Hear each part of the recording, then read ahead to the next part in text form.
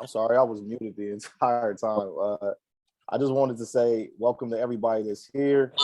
I see Omar is here, Mr. DeRusso is here, which is a great thing. Um, I want to say thank you to everybody for being here because we're glad to be back and definitely glad to be here with these two gentlemen to talk about the trades. I'm going to make sure that this is a very brief interview because I know these gentlemen have things to do. Plus, I want to leave as much time as possible for Q&A. So um, I'm letting some people in the room right now, so please bear with me. Go back. We still have more people who are filling up the room.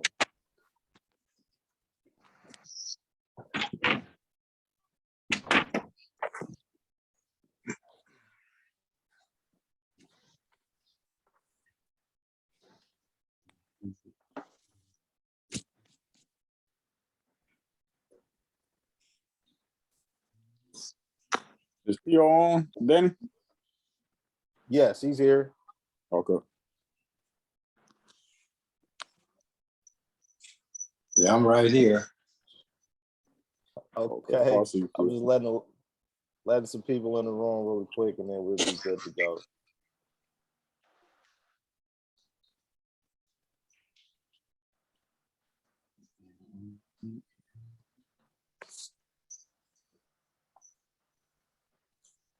Okay. All right. So, to anybody who is new here, who's not familiar with Buy Back the Block or what it is that we do, my name is Danny Carter. I'm a co-founder of Buy Back the Block LA. We started this group after our brother Nipsey was taken from us, it's actually just past 3 years now, which is crazy. Doesn't even seem like it was that long ago.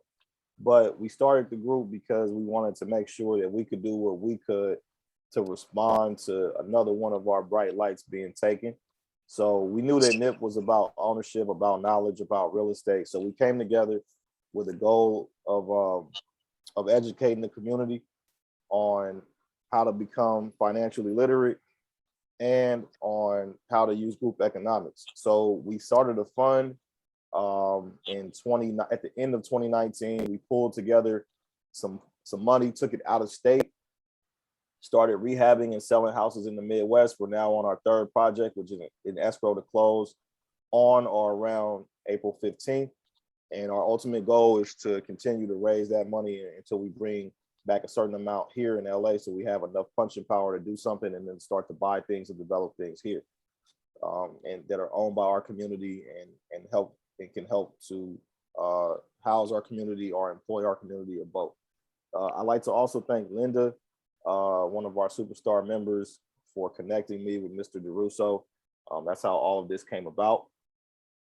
And the trades are something that are very important to me because as a rehabber myself, I spend a lot of money with my trades, my plumbers, my contractors, my framers, my roofers, and I see how much they're pulling in for the jobs that we're doing. And what I realize is that, we can teach as much as we want about how to buy rentals, how to buy mobile homes, how to acquire property, how to buy flips. But a lot of times I notice that people are stuck at the starting stage because they need to be able to make the money that it takes to start this process off. And you can teach people, like I said, all of that information, but if they don't have the money to be able to actually go out and make enough to be able to save a down payment, then what good is it? So what I realized is we needed to start incorporating people like Mr. DeRusso and Mr. Lovejoy to be able to come in to show our community how to make better money, how to get paid better rates for the 8 hours that we spend grinding day to day, and find a way to be able to put ourselves in a better earning situation. So then that way we can actually go out and become owners, right? So that's why starting tonight, I'm, really happy to have these gentlemen here to be able to talk about the trade.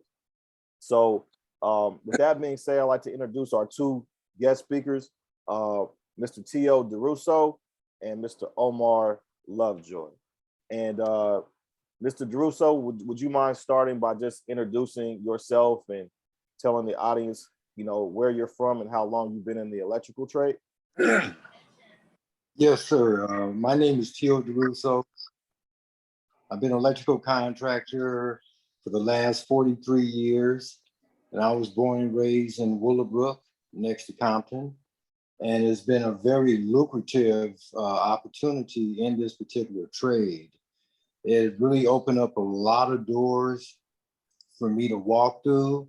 And I was able to really do a lot of different things in my life other than work every day.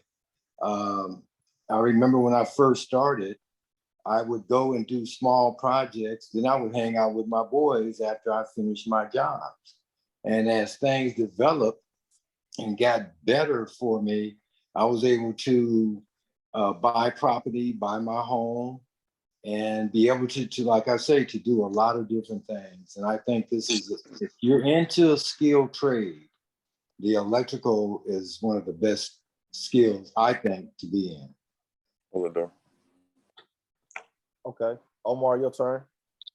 Yeah, I think me and Tio, I think we kind of are on the same page with this. I started when I was 20, and the only thing is just the lack of putting the knowledge out about the electrical field. I'm only in the electrical field because of my old neighbor. When I lived in Inglewood, he was a project manager for Inglewood, and at that time I was 19, and he pretty much asked me, did I want to be an electrician? And I didn't even know what an electrician was. That was the cold part. I'm like, what is that? Like, what do you guys do? He like, man, it's all phases. So pretty much he gave me the whole curriculum of what I needed to do if I wanted to be involved with it. So he gave me pretty much all the curriculum at Trade Tech. And he told me to go take these classes and he could possibly put me in. And so when I went to school at 19 about electrical, I was completely lost. It was like rocket science because nobody ever showed me anything. So I went through the program. I started working as an electrical trainee at 19 at the courthouse. And as I worked there, I learned about it. I became certified at 23, and then I got my license at 26. But like Tio said, I mean, it's been lucrative. I bought my first house at 21 from the electrical trade. I bought multiple rental properties off the electrical trade. I've trained over 60 young guys about the electrical trade, and maybe 10% of them actually did something with the skill. But I just think it's not enough people that look like these kids that I'm training for them to stay motivated. Trade Tech is a good training facility, but it's not enough people that look like the kids that I'm training for them to stay focused. Yeah, I mean, it's kind of a difficult trade to kind of get through if you don't have anybody on the outside kind of working with you. I was just fortunate enough to have some good guys around me to keep me motivated and making it through. But it's going to take more guys that's in the trade to really motivate these young guys. Like, I'm on a project right now, and it's a shame. I don't even have any young guys that I can bring in right now. I'm working at this big church in Linwood doing some 3-phase power, and I don't have anybody, any young guys. So I have to pay all journeymen coming in at $60 an hour to come and work with me. But I would like to bring in some young guys who's interested. But Tio, he did tell me about these 2 young guys, but we're waiting on their ET cards to come back. But it's a great opportunity, man. Like Tio said, I think it's really the best trade that somebody can get into. But we're going to need more people to keep these young boys motivated to want to do it. Okay. That's definitely a great response. And I agree with you 100%. We definitely need to find a way to get more of our young men and women into this trade. I'm glad that, obviously between you and Mr. DeRusso, we have so much knowledge because, like I said, I want to keep this very brief so the crowd can ask the questions they need to either for themselves or for their loved ones if they want to get involved. So, Mr. DeRusso, we talk, about the lack of Black people who are in the trades here in California, especially. you have your own trade school. So would you mind telling the crowd a little bit about the trade school and what motivated you to start that? Yes. When I got into the trades, I was like 21 years old. I had two daughters, and I never thought I had to work really. But when I had my two daughters, I had to find something. And fortunately, I started working for this company, and they gave me the opportunity to learn the electrical trade. And I've been blessed uh, from the state of California to be one of the first Black contractors in the state of California to have the approval to teach the whole electrical program, residential, commercial, and industrial. And just to give you a little insight on what it takes to become a journeyman electrician, you first have to enroll in a state approved school that teaches the 900-hour curriculum, which we do, and also issue the trainee ID card. Once you complete that, you are now on a journey where you have to do 8,000 hours on the job training in order to take the state test to become a state certified journeyman electrician.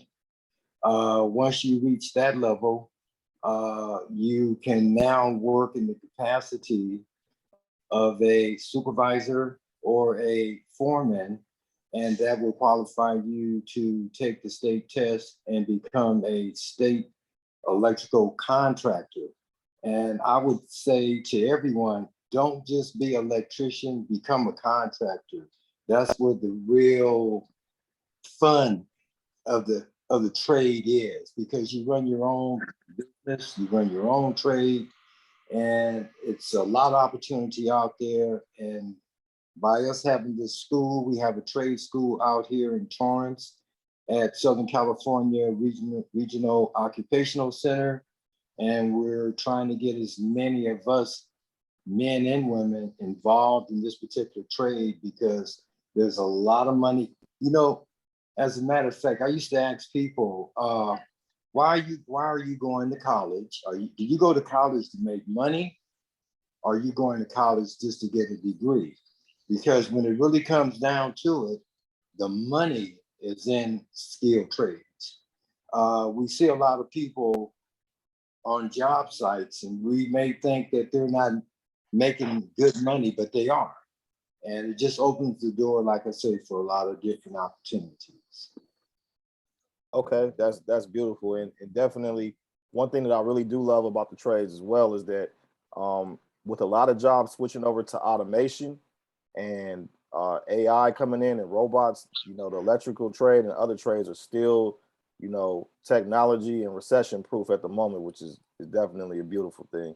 So, in your opinions, for both of you gentlemen, um, you know, what would you say an important thing? What are some of the important things that someone should know before they decide to embark on the journey to become an electrician?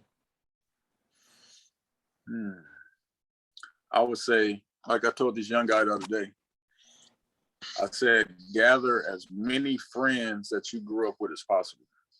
If you can grab her, maybe 3 or 4, get them together, and you guys work together and go to school, because it's going to be the only way that you can really do it, because it's going to take some dedication. And these guys will keep you motivated going to school, because you got to go to school. IBEW, the electrical union, all you have to do is get past the entry level tests and you can enter into the union. Once you're in the union, you go take your ET card, and there's so many jobs available. They're hiring laborers. So all you got to do is get into the union, and there's jobs everywhere and you can work your way up. But I would just tell them to gather a group of friends and get through it. Stay in contact with any type of electrician that you know and work through it. I mean, you got to hit it from the ground level.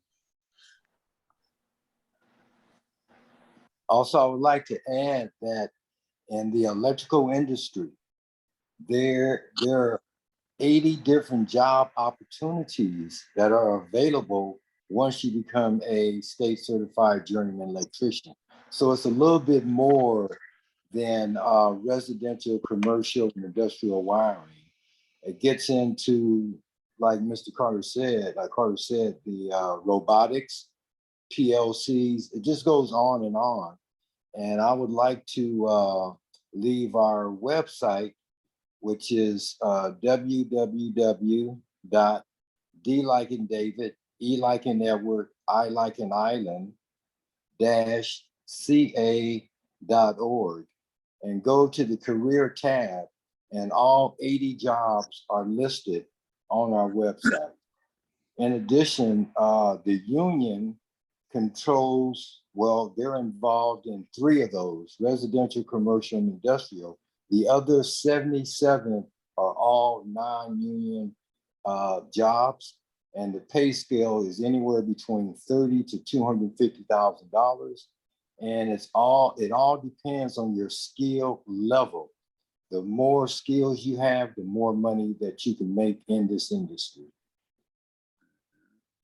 Okay, that's great. So you actually ran into my next point, because I want to get right into the meat and potatoes of this, because most people want to know, the real question is, how much can I make and how long is it going to take? So we don't like to sugarcoat anything. We want people to know the amount of work that it takes. So can you kind of go back over that again and elaborate on, and either one of you can do it, kind of the time frame that it takes to make this journey, and then what your earning potential is along the way? So I would say an entry level person with zero knowledge, you gave him the book today. If he went down to the union as a laborer, he'll probably make 23 to 26 bucks an hour, just right off as a laborer. And so you're going to need, and Tio, correct me if I'm wrong, 4,000 to 8,000 school hours, and I believe 8,000 work hours to become a certified electrician. And so that's equivalent to, like, I don't know, 3 to 4 years. And after those 4 years, you'll become a certified electrician. And certified electricians make, depending on what union you're in, they can make like $47 to $55 an hour as a certified electrician. And the schooling is going to depend on the individual, how many hours they're putting in a week. So they could take anywhere from 2 to 4 years to finish your schooling. And then you can go to school for free. You can go to Trade Tech for free. They give you grants just to go to school. So a person can be really out of pocket just to go to school for free training. And then, like I said, it's hundreds of jobs right now. And like I said, I done got plenty of people into the union with zero skills, zero knowledge, but they have to go to school. There's no way around it. Okay.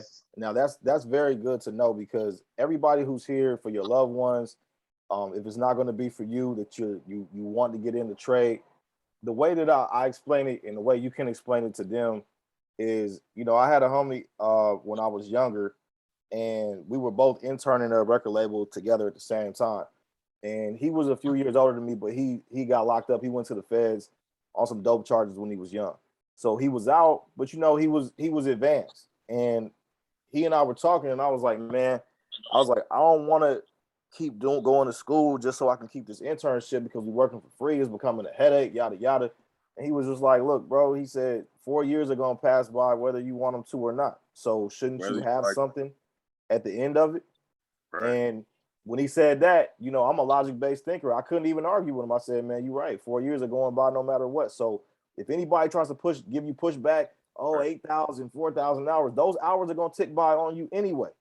So you might as well be in a 6-figure plus position of earning at the end of it.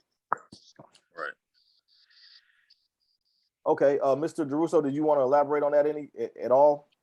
Well, what I would like to put out there is that there's also a high demand for women in the trades. The city, the federal government, and the state, they have what they call PLAs, which are the project labor agreements with the unions, and they have to have a certain amount of women participation. And that just drives the need up that much more. So I would really recommend that if there's women that are interested, this would be the field to go into. Most of the women that I know of that have went through the trades, They are now inspectors and foremen and supervisors. They go up the ladder really, really quick. But you have to do that 8,000 hours on the job training. So you may have to give up a few things, but after you get over that hump, the world is yours. There it is. Okay, so from both of you, can you please tell the crowd, just in preparation, what are some of the challenges that you ran into when you first started your journey that you can, maybe prepare people for when they get ready to get started? I would say, No, go ahead. My challenge was lack of knowledge. And so when I started the electrical trade, I didn't know really too much about it. And I kind of started getting discouraged. And what that did, it motivated me to really go back to school. Because I can tell you one instance when I was on a job and we were wiring up an air conditioning unit. And I was a 2-year electrical trainee. And the guy that I was working with, he was a journeyman. And I can tell he didn't want to work with me. And I'm not going to bring race into it, but I knew he didn't want to work with me. And so when I felt the vibe, he pretty much said, I got it, man. Why don't you just go on downstairs? I said, no, I want to sit here and learn. He said, no, man, I got it. Just go ahead and go downstairs. And so he started blocking the wiring so I couldn't see it. So as he wired it up, he was actually blocking it and I was standing behind him. And that really fed the fire for me to go to school. I said, you know what? I can't expect this man to show me anything because he doesn't even like me for some reason. So I said, okay. The next day I went in and enrolled in a motor controls class. I learned everything that he did not want me to learn. 2 years later, I became a certified. After that, they started asking me questions. So it just really gave me motivation to really learn the trade and not expect nobody to give you nothing, because they're not going to give you nothing now, especially on these job sites. They don't even want you there, but it gives you more motivation to be better. But it's going to take, like I told these young guys, it's going to take a group of people that's going to really keep you motivated going to school. And it's going to depend on your life drive, what you want out of life. But it's not going to be given to you easy. Even though the opportunity is out there, there's still a lot of racism. There's still a lot of people who don't want you on the job site, but it's going to take the individual, to really work through it and make the money. But it's there. The opportunity is there, but it's going to depend on the individual. And also, if you're a type of person that needs to be motivated, yeah, electrical skills is not your cup of tea. This is for someone who wants this particular trade. You have to be motivated. You have to make it happen for yourself, and it will happen. Just never give up, and you will be successful, and you will be good. Yeah, absolutely. I mean, I think that goes with anything, though. But when I tell all the guys that same story. When that guy didn't want to work with me, he didn't know. That just made me a better electrician. He didn't know. I said, you know what? I can't even expect this man to show me nothing. I'm going to go to school and I'm going to learn it and I'm going to be the best guy I could. And I did that. I worked at the courthouse from age 20 to 30. Once I got my license at 26, I started my own business at 28. Now I'm the top 5 electrical contractor in Inglewood. If you go on Angie's List, when you search for an electrical contractor, there's no Black electrical contractors advertising in Inglewood right now. I think it's 2 on Angie's List. Out of like 100 electrical contractors, there's only 2 Black electrical contracting companies on Angie's List that's advertising, and that's a shame. It's a terrible shame. But it goes back to us showing the trade. A lot of the older guys are dying off and they're not passing it down. I was at the wholesale house the other day and the electrician was probably 70 years old. He said he was tired. He's done with the trade. And I said, so what are you going to do with all your numbers that you got? You got over 500 customers. He said, I don't have nobody to give it to. I said, nobody? He said, I don't have a nephew. I don't have a cousin. I don't have nothing. So he's going to take all 500 of those customers with him to the grave. So I said, man, well, I'll buy them from you. We can do something. But, that's just where it's going, I mean, it's really heartbreaking at the end of the day, because if you pay attention to these LADWP trucks, and you pay attention to the Edison trucks, if you pay attention to any electrical truck that's going by, you're not going to see somebody that look like you on that truck. Guarantee it. Just pay attention tomorrow. Just pay attention to the Edison trucks and pay attention to the DWP trucks. And those guys are making big money. I mean, big money, $300,000-$400,000 a year. But it goes back to the training. That's what it goes back to. So if we want it, we got to put the effort in, because nobody's going to give it to us. They're not going to give it to us. The guys that are in these high-end positions, they're retiring, right? And they can only bring you into these positions if you have training. They can't risk their careers on bringing somebody in who's not trained. So all we got to do is get the kids, the young ladies, the young boys into the training program. Once they're in the training program, you can legally bring them onto these job sites. I legally cannot bring on a guy who's not an electrical trainee. All they got to do is get in school, right? Get registered with the state. I can legally bring them on. So I can't risk my license bringing in somebody who's not in the trade or in the school, or I'll lose my license if they get hurt on the job. So all I would say, get registered, get into a trained school, and start applying. The opportunity is there. I guarantee it. Okay. It's there. And Omar, when you and I spoke, I think you mentioned something about Edison actually looking for Black people to hire. Is that right? Absolutely. They have to hire so many minorities and colored people. That's just what it is. They have to. It's in their bylaws that they have to. And what it is, we're not trained to apply for the positions. And so my buddy Daniel, I wish I could get him on the line. He's like, man, we got so many job opportunities, man, that we have to hire Black people. That's just what it is. But man, the guys that are applying, they're not trained. So we can't hire them. And so the people that's coming in right behind them applying for the jobs, we have to hire them. That's why it's 70% of this nationality and 3% of y'all on Edison. We're not trained. And the information is not getting to them. I don't know if they don't want to know, if they don't have anybody getting it to them, but it's there. Trade Tech got the best lineman program in California right now. So if you go to their website, sign up for the Pole Cert, it's a 3-year program. And man, I'm telling you, man, the opportunity is there. You can go be an electrician with 0 college debt. It's there, man. I'm telling you, I get really emotional about it, just because it's like, man, it's a beautiful trade, man, that you can really take care of yourself. Yeah, and I can feel that. But don't be discouraged, because this is the first of more things that we have planned. And really what I would love to do is to get you guys connected with the high school, because we need to be able to grab our kids coming out and be able to show them, because it's just, for me personally, I never thought I was going to go to college. The only reason why I went was because my grandmother asked me to finish after I had started junior college, and you can't break your word to your grandma, so you got to finish. But I never saw myself going to college, and there's a lot of people like me who want to just, when we left school, we wanted to start making money. That was the whole point. So if we can grab them early, we can figure it out, and I'm still working on some plans for that. So last 2 questions, and I just want to open it up for Q&A, then we'll wrap up. If somebody wanted to start tomorrow, they heard this, they got motivated, they talked to a family member, they got motivated, what's the first thing they need to do tomorrow? Wait, repeat that, Danny.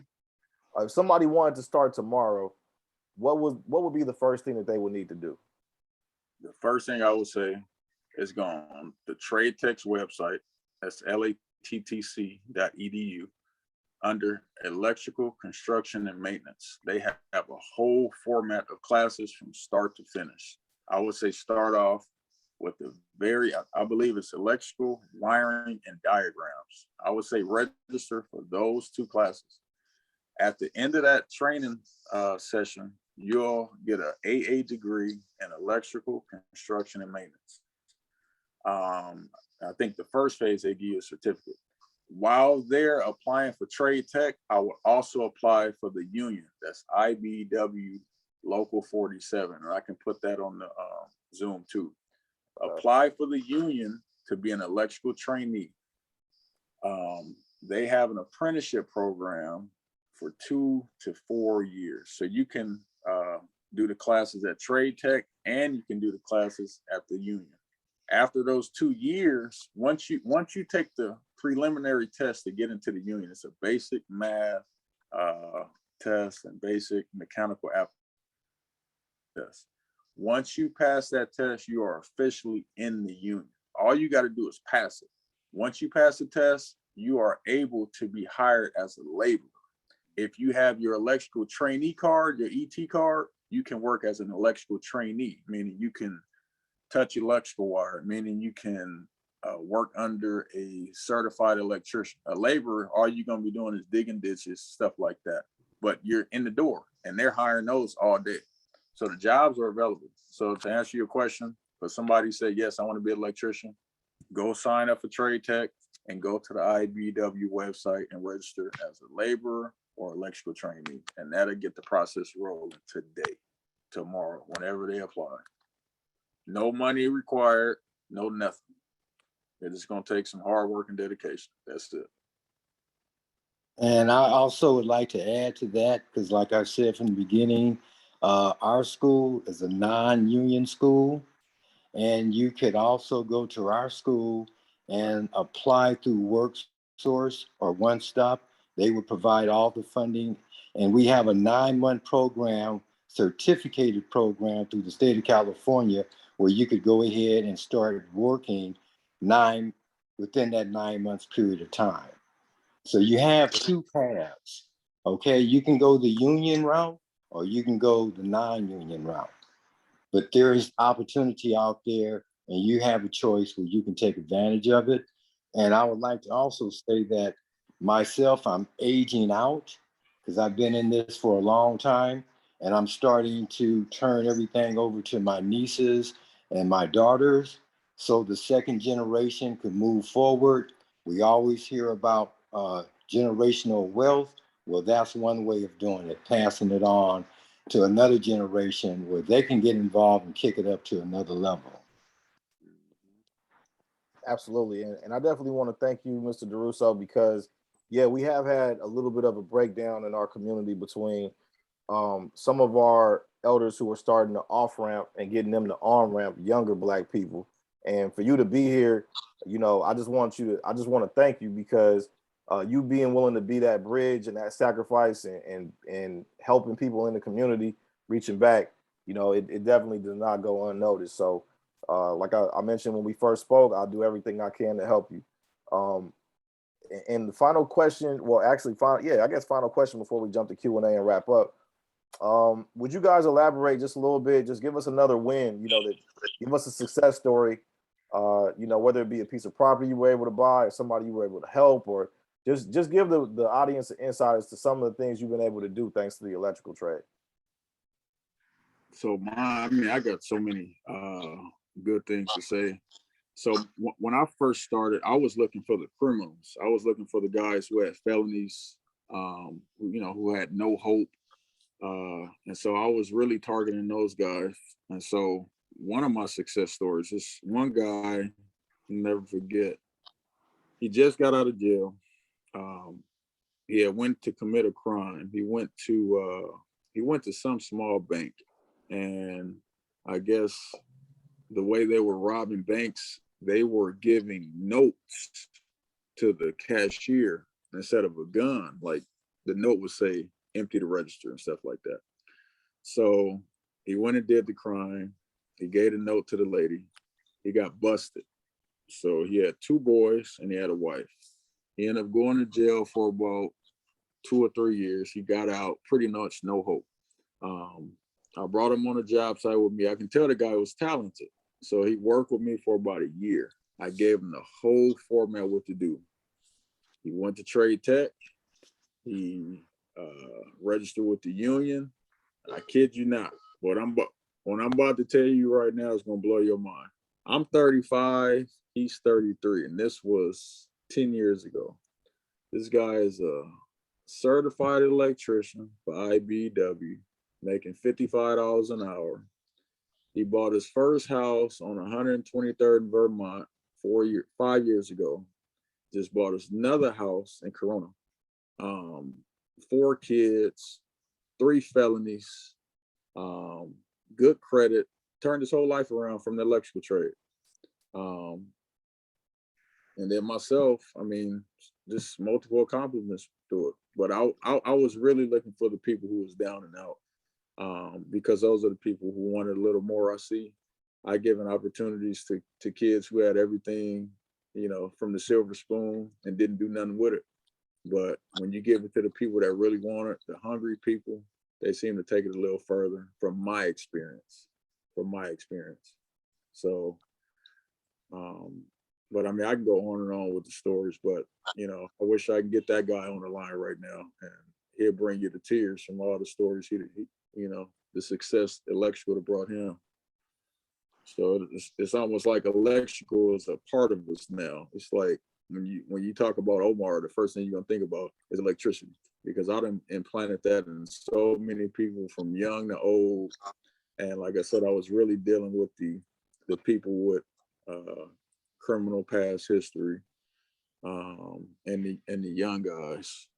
I haven't been fortunate enough to meet any young women, which, like Mr. Tio said, is such a high demand for them right now, because when you see a Black woman on a job site, it's like you seeing Michael Jordan. It's a beautiful thing. Every time I see them on the job sites, I'm giving thumbs up. It's like, man, they glow on the whole job site when you see them. So I don't know, man. I say let's keep the push going. Let's grab people and let's tell them about it. Yeah. Well, just a little bit on my background. I'm a high school dropout. I went to every school in LAUSD, from Fremont to Dorsey to Manual. And I also went to Centennial High. I went to Compton Continuation. I went through everything because I really didn't think I had to work. But when I found out that I did have to work, I got involved in electrical, and it really, really took me to another level. But that was because somebody reached out to me and gave me a second chance. And just like Omar, my heart is in Compton, Watts, Willowbrook, Inglewood. Those are the areas that I grew up in. And my only requirement is that when somebody comes to me and say, I want to be an electrician, you don't need nothing else. Just tell me that you want to be, because if you tell me you want to be an electrician, then that means that's telling me that you're going to do whatever is necessary to make that happen for yourself. Right. And I believe that's how we make a change, and we can get it on right now and make things happen, because we have school. Okay, we can start pushing this right now and making it a reality for everybody. And we don't turn down nobody. Okay, because somebody says, well, you don't know math and you don't know this, and you got to have high school, you got to have a GED and all this. That's one of the requirements. We'll get you there. You just have to want it. I don't want it. There it is. There it is. Well, that's going to conclude all the questions that I have, and I want to open it up really quick for some hands that are raised. So go ahead and start with Linda. Go ahead and unmute.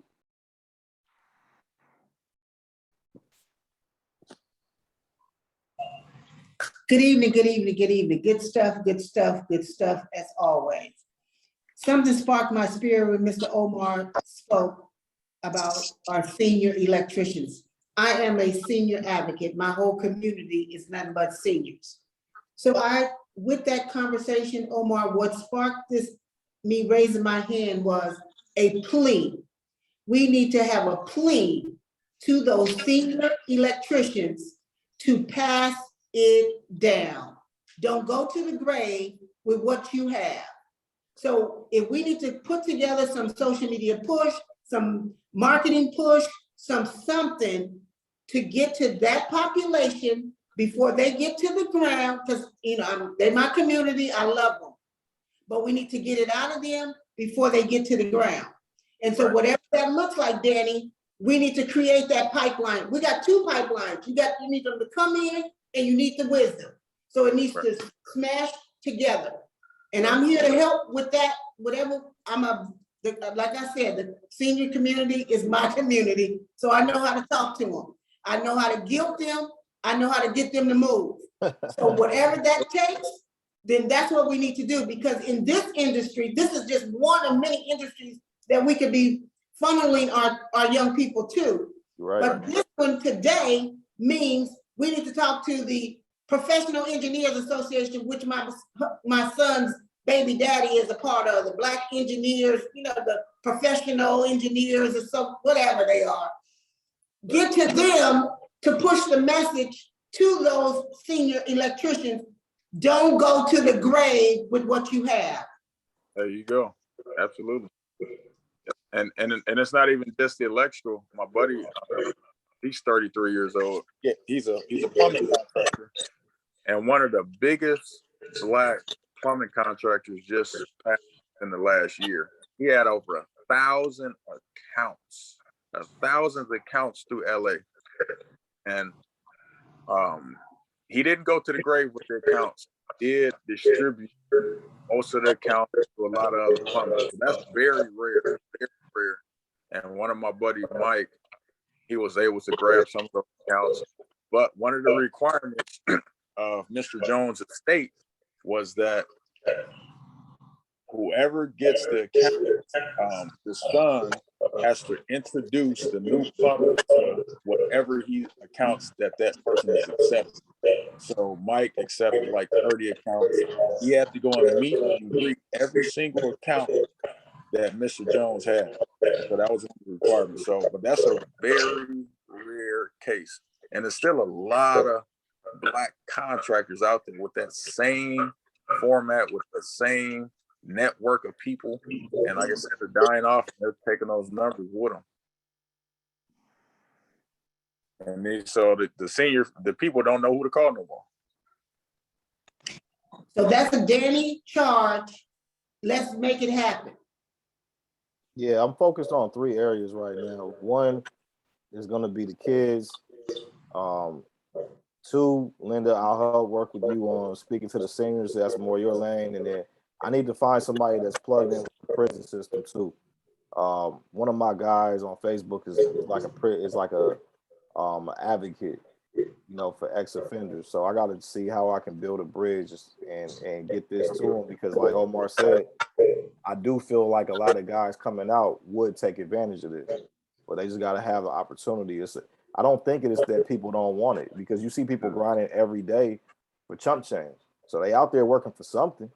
So I just think that they're not being plugged with the information, and lack of knowledge is a killer. Mark McVeigh, Prison Ministries. I got you. Boom, there it is. All right, so Tonda, I know you have a question. Hold on, I'm gonna mute everybody real quick because I'm getting the echo, and then you guys just unmute yourself.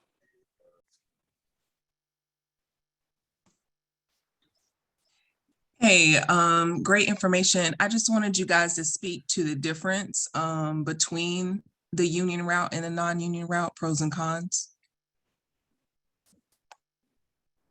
Well, the only thing I could say about the unions, you don't see us on these job sites.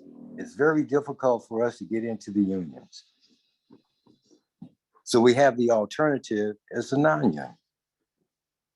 And I also would like to say that what we should be doing is getting an online course into the penitentiary. So if a brother's sitting down for 5 or 10 years, he could go through that curriculum. Okay, when he gets out, he's ready to do his hands-on training and get a job and start taking care of his family. Yeah, that's exactly what I put in the chat as well. On top of the high school route is the prison route, getting these, as we see, they come out with, degrees and college degrees. So this would be something that is an excellent thing to implement as well in the prison, like you said. Beautiful. Okay. Do we have any other questions before we let our guests go? I wasn't monitoring the chat, so there might be some there that I missed. Last call for alcohol. Oh, Michael said he has a question. Go ahead, Mike. You want to unmute or you want me to just read your question? You can type it in the chat if you want me to read it. Yeah. There we go. Thanks for the insight. I'm just curious. I I have an interest in getting my general contractor's license, and I don't know if there's any like overlap in terms of like the skills that you need to be a specialist in electricity, being an electrical contractor. But in your opinion, would it be worthwhile to do some of the training for some of the electrical courses if I have a true interest in being a general contractor? I think that's a different skill set. Electrical contractor can only do electrical. A B contractor does various trades. I think up to 3. So it's a little bit different as far as Okay. going for your B license. The best thing to do is to contact the Contractor State License Board, and they can tell you all the requirements for each license. And then another thing with the general, you got to be careful with that one, because when you carry a general contractor's license, you're required to carry workman's comp, even if you don't have employees working for you. So they will tax on that for carrying that. But if you're a specialty contractor, like a plumbing contractor, electrical contractor, you don't need to carry that workman's comp insurance. And so you can continue to work, without having to carry it. But if you do carry that general, you will. And what they'll do, workman's comp will let that build up on you for years. And then they'll send you a hefty bill because they believe that you've been working without workman's comp. So you got to be careful with that one. I see. Okay. That's I appreciate that. Yeah. Absolutely. Okay, so if we don't have any other questions, I'll monitor it for a couple other seconds to see. I would just like to put one final emphasis on for my ladies. Please, ladies, do not feel like this is not for you. I have an electrician in Indianapolis who is very good, and she's a woman. And my contractor, my GC, is a diva. When he comes in, he's nitpicking everything. And he first thing he admitted when he saw our work, he said, "Man, I looked at the panel. He said our work is clean." So this trade is literally for all genders. Don't feel like you can't do it. And remember what I was told: 4 years are going to pass by whether you want them to or not. So it's not that bad. You spend that same amount of time going to 4-year college just to end up with a piece of paper. Sometimes it's worthless. So, and now you in debt up to your neck. So why not come out ahead of the game, not in debt, and in a position to be able to put yourself over 6 figures for the rest of your earning life, pretty much. So with that being said, I got nothing else. I just want to thank Omar and Mr. DeRusso for coming through. And if you gentlemen, guys got any closing comments you want to leave with the people? If y'all know any young guys who want to work, send them my way. I mean, who's absolutely serious about working, not just a guy who want to make $50 to go put some gas in his car, but some young guys who really want to, better themselves, who want to raise a family, who want to be able to buy some stuff someday. Send them my way. But don't send me nobody who you wouldn't use in your house. Don't send me a little cousin who's been laying on the couch for the last 10 years.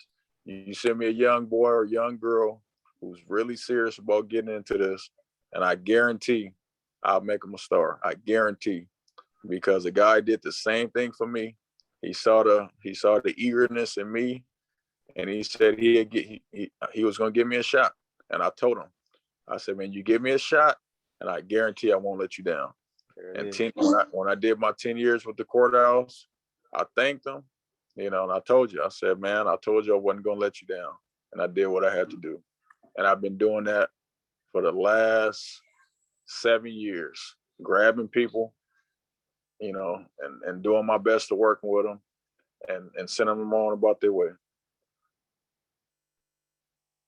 Okay. Now, final request too. If anybody has, we already know Linda's going to be on the job. If anybody else has a connection to LAUSD or to any of the school systems where we can get at these kids, please feel free to send it over because we would love to be able to build that bridge. And with that being said, man, thank you guys for stopping in tonight.